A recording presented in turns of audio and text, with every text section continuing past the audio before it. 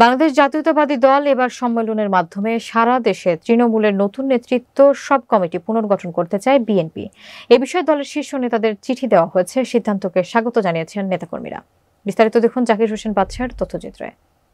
সেই লক্ষ্যে চাঁদপুরের মতলব উত্তর উপজেলার ইসলামাবাদ ইউনিয়ন বিএনপি অঙ্গ ও সহযোগী সংগঠনের উদ্যোগে সাবেক মন্ত্রী বীর মুক্তিযোদ্ধা মরহুম নুরুল হুদার জ্যেষ্ঠ পুত্র এবং চাঁদপুর জেলা বিএনপির যুগ্ম সাধারণ সম্পাদক তানভীর হুদার নির্দেশে গণমিছিল করা হয়েছে। মিছিলটি নন্দলালপুর পশ্চিম বাজার থেকে বিভিন্ন গুরুত্বপূর্ণ সড়ক প্রদক্ষিণ করে পুনরায় সেখানে এসে শেষ হয়েছে। আলোচনা সভায় প্রধান অতিথির বক্তব্য রাখেন উপজেলা যুব দলের সাবেক সাংগঠনিক সম্পাদক কবির মজুমদার, ইউনিয়ন বিএনপির সাবেক সভাপতি জাকির হোসেনের সভাপতিত্বে এবং ইউপি সদস্য সাবেক ছাত্রনেতা আলামিনের সঞ্চালনায় আরও বক্তব্য রাখেন ইসলামাবাদ ইউনিয়ন বিএনপির সাবেক সাংগঠনিক সম্পাদক মিজানুর রহমান সহ অনেকে।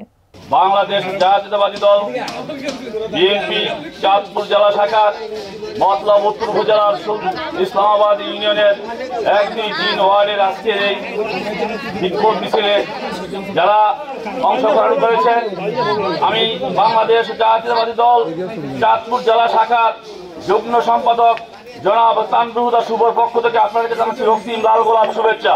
সারা বাংলাদেশে যখন এই স্বৈরাচার শেখ হাসিনা বাংলাদেশের জাতীয়তাবাদী দল বিএনপি নেতাকর্মীদের উপর স্টিম রুলার চালিয়েছিল, বিএনপি নেতাকর্মীদের বিরুদ্ধে জুলুম হামলা মামলা বিভিন্নভাবে হয়রানি স্বীকার করেছিল, আমার বাংলাদেশ জাতীয়তাবাদী দলের নেতাকর্মীদেরকে খুন গুম করেছিল।